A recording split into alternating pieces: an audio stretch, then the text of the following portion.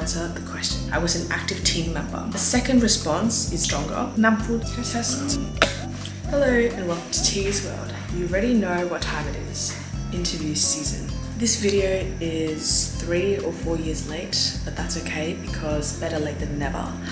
But it is officially interview season, especially medical interview season. So I'm here today to give you some tips that I quickly came up with that I draw from my experience, which I think helped me bag some offers from medical schools back when I was young, 4 years ago. So I'll give you a quick rundown right now.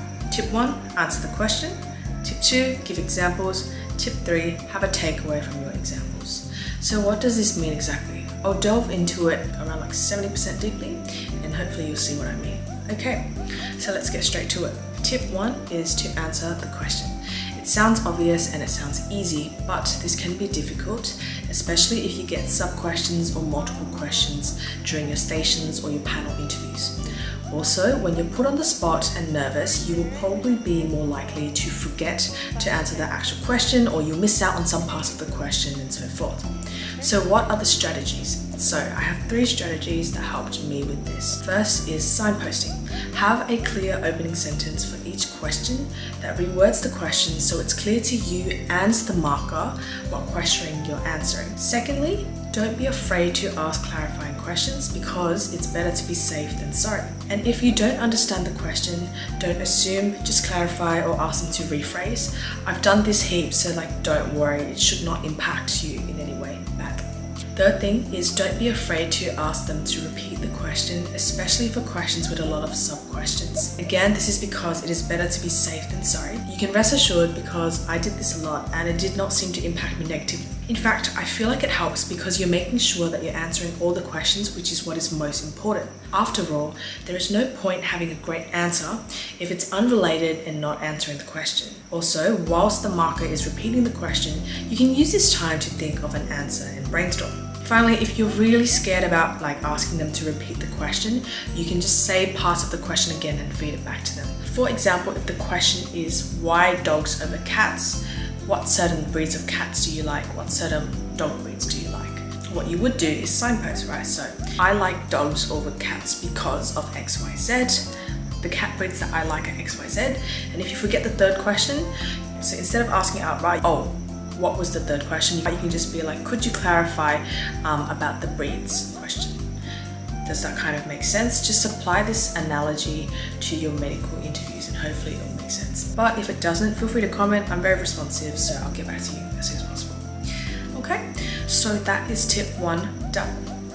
Now, tip 2 is to give examples in your interviews, whether it be medicine interviews, dental interviews, interviews in general, when you get into uni, subcommittee interviews, or society interviews. Examples strengthen your interview answer. Compare these 2 responses. Response 1 is, I really enjoy playing sports in a team. Everyone can say this. Anyone and everyone could say this, and you have nothing to back yourself up or to distinguish you from other applicants that are saying the exact same thing. Number 2 is, I really enjoy playing sports in a team. For example, I played basketball throughout high school from year 7 to 11, and we reached finals in our division. Notice how both responses, you're talking about the same thing, but the second response is personally stronger because you're giving a concrete example of what you've done, and also you've snuck in an achievement as well, which just strengthens everything. Obviously, you need to make sure you pick good examples, and if your question is, how do I pick good examples? The first thing is to honestly just brainstorm everything that you've experienced in terms of different categories. So leadership, teamwork, resilience, persistence, problem solving, and so forth. Sort them under these little buckets. And so when you have questions about these, just draw out these experiences from these buckets. And there you go, those are your examples. Make sure to practice verbalizing, talking out loud. What I did back in my time was I just looked at the mirror and then I just talked, or I would record myself and just watch back just to see, how was my eye contact, how were my gestures, my actions, and so forth. Okay. And also the act of actually verbalizing just helps you in terms of presenting that info in a verbal way when you're communicating it to the marker. Because sometimes if you just think, it is different to actually saying it. Alright, now that leads us to our third and final point for today, which is have a takeaway from your examples. So, to have a takeaway, it just means to answer a series of questions. So I've brainstormed some questions that you should think about for each of your experience under the buckets I talked about previously. What did you learn? How did the experience impact you? How did you change as a result of this? This is just something that I learned and I just like to do in general. I did this for all my interviews from med to like uni as well, and you don't have to do it if you don't want to. Same for the other 2 tips, but these are 3 things that I think really helped me. These are 3 things that I think really distinguished me from other applicants, especially in the med interview process.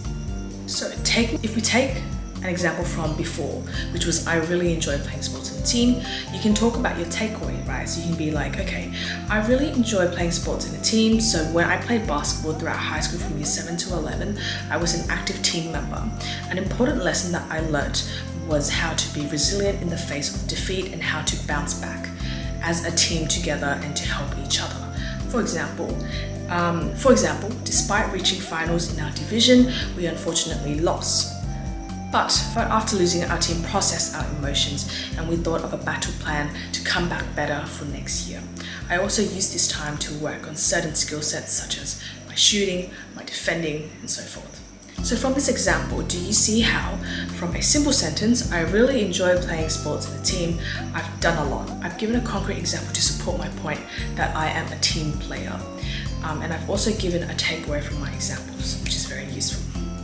Overall, that wraps up this video. I wanted to make this quick, short and easy because I know that you guys, especially year 12s or any postgrad students or any gap year students or non-standard entry students, probably quite short on time and would prefer shorter videos, especially when looking at interview tips. If you're still curious, I should have other medicine related interviews, so just feel free to scroll through those. But otherwise, those were my top 3 tips. So answer the question, give examples, have a takeaway from your examples. And finally, like with all of my videos, just take what resonates. If you feel like some of this advice you don't really vibe with, that's completely fine. Just ignore it. Take what you like, leave what you don't. Okay? So that's all for today. Like, comment, subscribe. I'll be making more medicine vlog type videos as well. So feel free to join me in terms of college life and medical school life. So best of luck with your medical school interviews. Thank you for watching and I'll see you next time. Bye. I'll see you in the next video. Love, T. So cute, so cute. Can you actually, So cute. can you guys?